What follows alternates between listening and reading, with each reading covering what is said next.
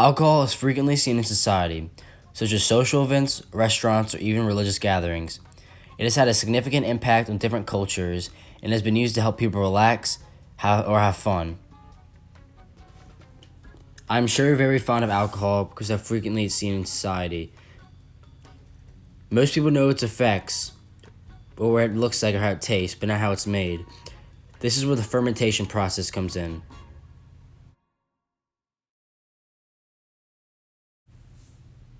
Alcohol first occurred in nature before man cultivated it. One example is when overripe plums fall to the ground and the sugars attract yeasts. These yeasts will eat the sugar and convert it into ethanol and CO2. This is known as the fermentation process.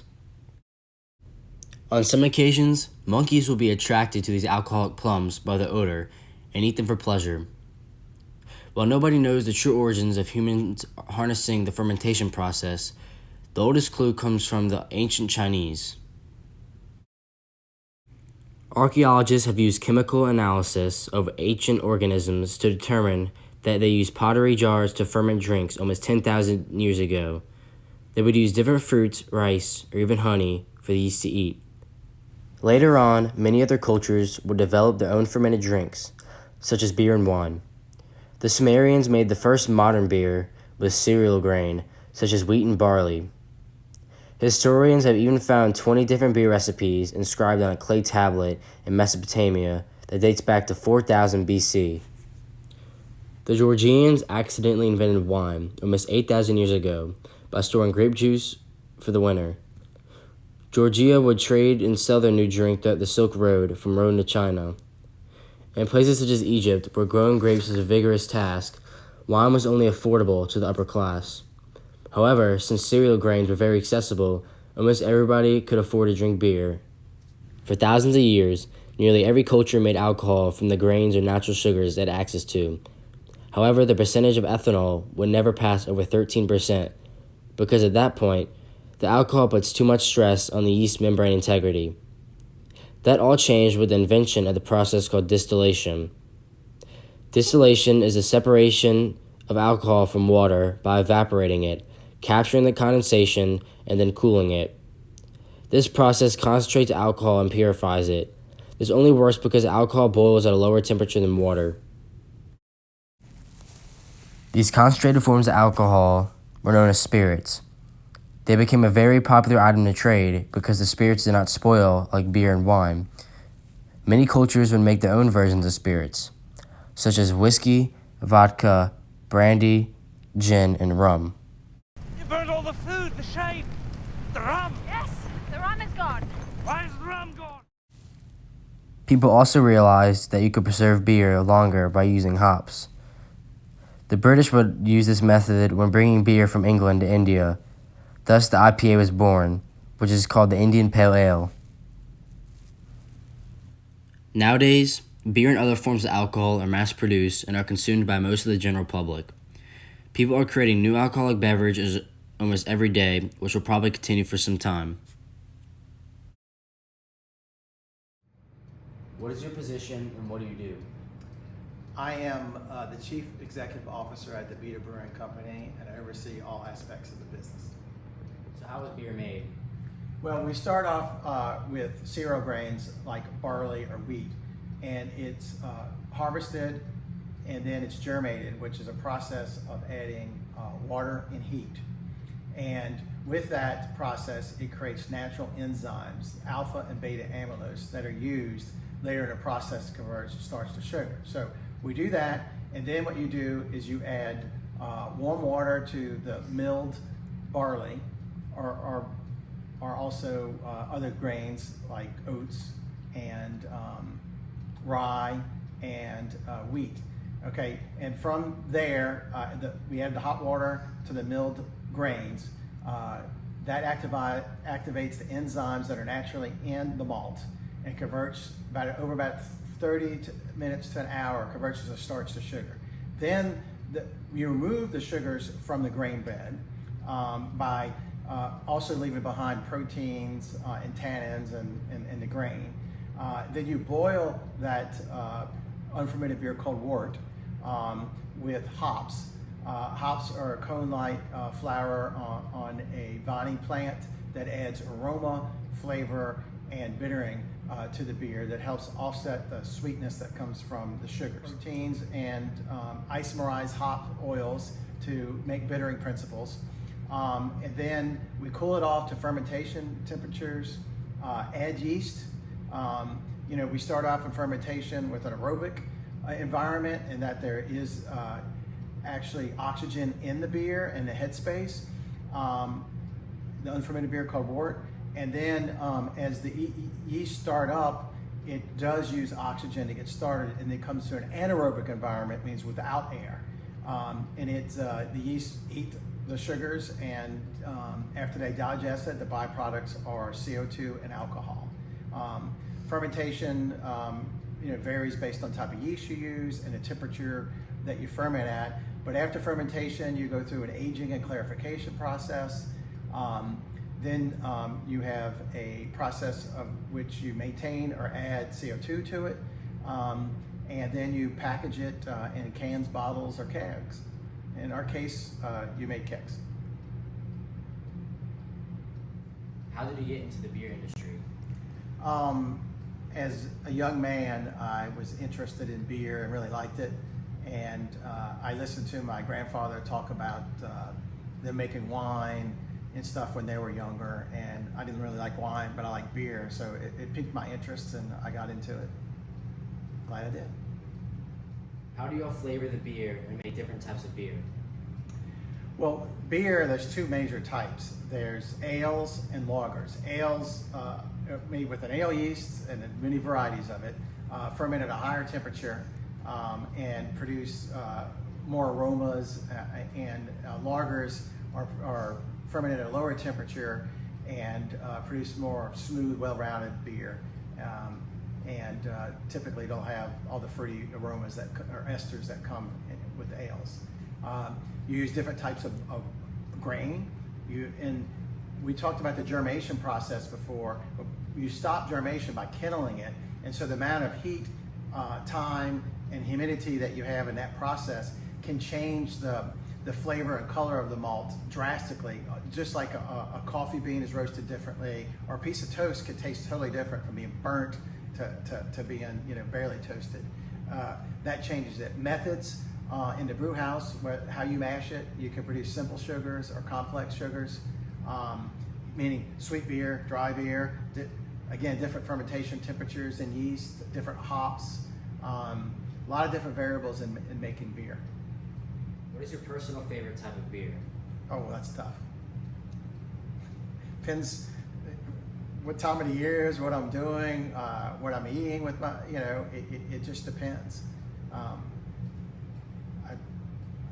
Every day, the amber is really good. It goes with a lot of things I eat. Great with boiled seafood. It's great with grilled seafood. Good with steaks. I really like that. And I do like IPAs, like our Giacomo IPA. It's real good. It's like adding spice to a meal, so I like that. How can you make homemade beer? The same way, just on a smaller scale. You start with malted barley, you mash it, you remove the sugars, you boil it, you add hops, you cool it, you ferment it, you age it, and you enjoy it. Thank you, good sir.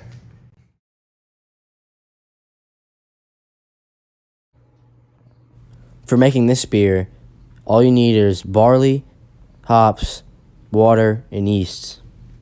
You first want to start by cleaning all your jars, pots, and any other instruments you're using with 100% ethanol. You do this because you do not want any unwanted bacteria to grow in your beer.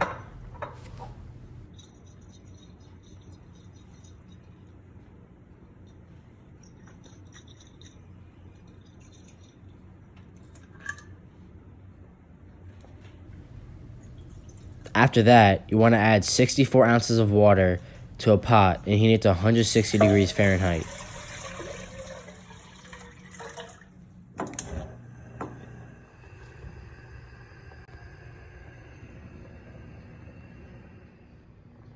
Then, you want to add 2 pounds of malted barley to the water and mix. Make sure you keep it between 145 and 158 degrees Fahrenheit and keep it there for 1 hour.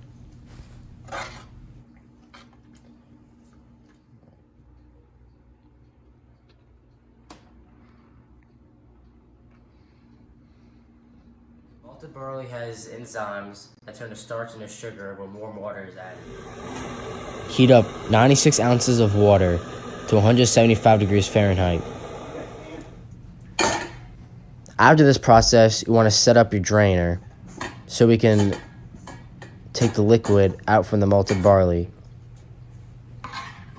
Then place the malted barley on the strainer and wait for your water to heat up.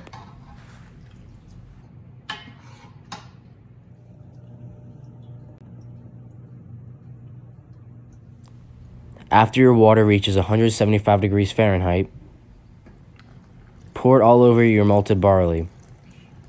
We do this to wash the sugar from the grains, which helps the beer making process. We had to repeat this process twice because our teapot could only hold half the amount we needed.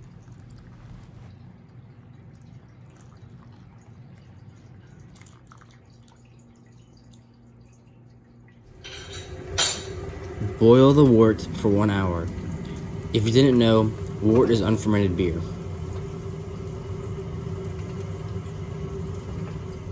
We boil it to sanitize the brew, coagulate proteins, and to take the flavor and bitterness out of the hops.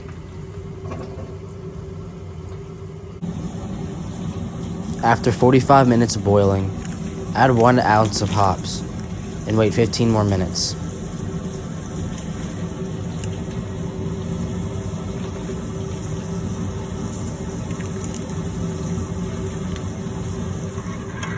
Make sure you stir the wort.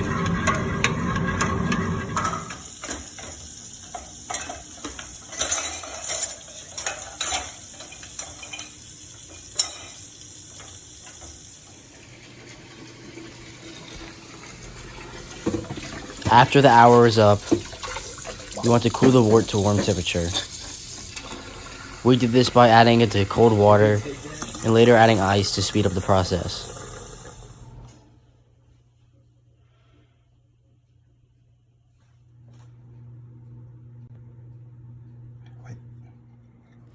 After that, we take the specific gravity check. The wort was 1.0825, which is 0.0825 higher than water. This determines how much sugar is in the wort.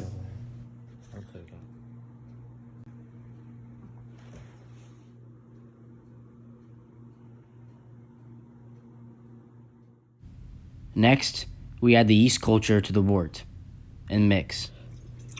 Then, add your beer to fermenters and wait 1 to 3 weeks. Put your beer in a cool, dark, damp place for the most consistent fermentation.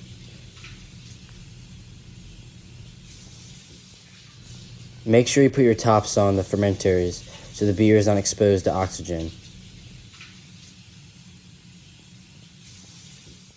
3 days later.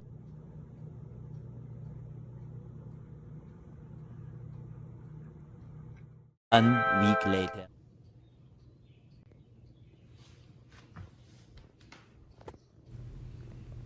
For about 7 days, we left the beer in room temperature. But after that, for around 3 days, we left the beer in the refrigerated environment to let the yeast settle. After that, we siphon the beer of the yeast and put it into a keg. We also added CO2 pressure to the beer, which will absorb it when cold.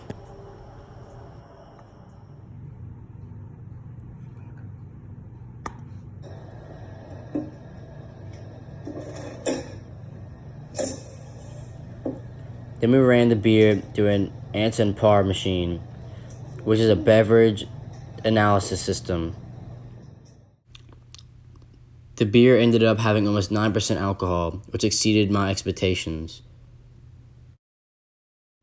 On the screen is showing all the analysis of my beer.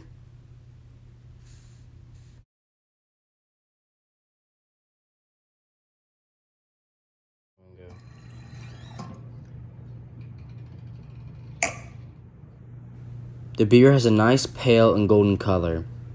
It is surprisingly smooth, and the malt is balanced with the bitterness. It also has a nice citrus aroma thanks to the hops.